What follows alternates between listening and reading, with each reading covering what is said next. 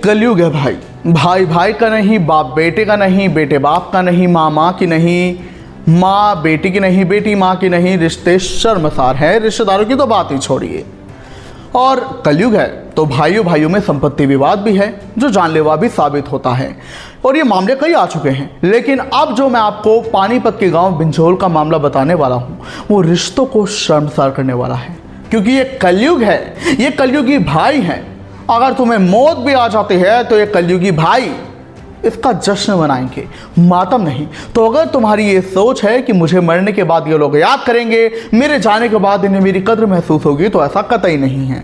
क्योंकि पानीपत के गांव बिंझोल से ऐसा मामला सामने आया है जो कि रिश्तों को शर्मसार कर गया है। और ऐसा मातम इन 3 भाइयों ने मनाया अपने भाई के जाने का, जिसने इनके कारण ही अपनी जान दी।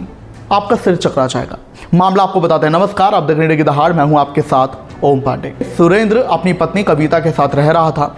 उसे उसके माँ बाप ने ज़मीन दी थी जहां पर ये अपने परिवार के संग रह रहा था। जब इसने दोबारा अपना घर बनवाना शुरू किया तो इसके 3 भाई, बड़ा भाई बलवान और 2 छोटे भाई वीरेंद्र और राजेंद्र, ये इससे रंजिश रखने लगे, ऐसा इसकी पत्नी ने कहा है।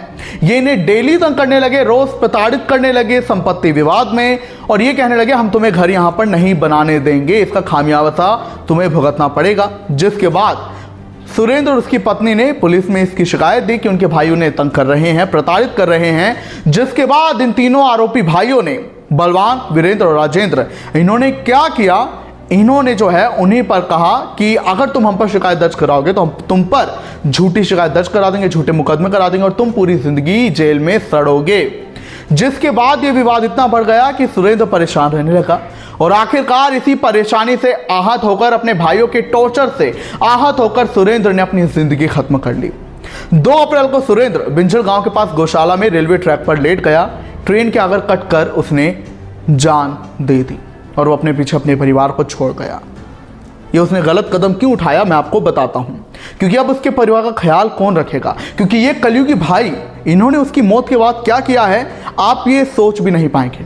जब सुरेंद्र की मौत हो गई तो जब उसकी चिता का जो है संस्कार हो रहा था, दाह संस्कार हो रहा था, तो तीनों आरोपी भाई जो है वहां पर जश्न मना रहे थे। चिता के पास ही शराब पार्टी कर रहे थे। उन्होंने बकायदा इसकी वीडियो भी बनाई।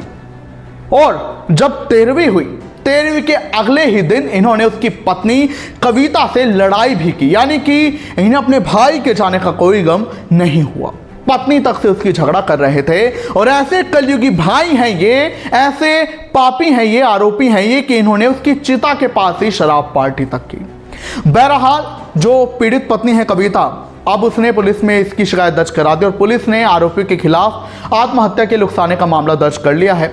और मगर ये मामला जो है अपने आप में बड़ा ही ज़्यादा चेताने वाला है, समझाने वाला है और होश उड़ाने वाला है। और ये समझाने वाला है कि आपकी ज़िंदगी कितनी कीमती है। तंग करने दो जो आपको तंग करता है, आपको डटकर खड़े रहना है। अनलेस एंड अनटिल आपकी कोई गलती नहीं है, आपको डटकर इसका मुकाबला करना होगा। क्योंकि कलयुग है, आप अगर अपनी ज़िंदगी खत्म कर लेंगे तो आपके परिवार का ख्याल कौन रखेगा।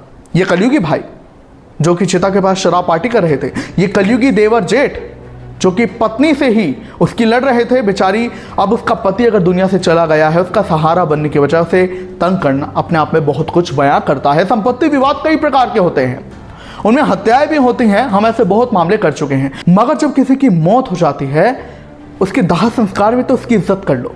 अब वो इंसान दुनिया में नहीं रहा। आप इस मामले पर क्या कुछ कहेंगे, मैं जरूर बताएं।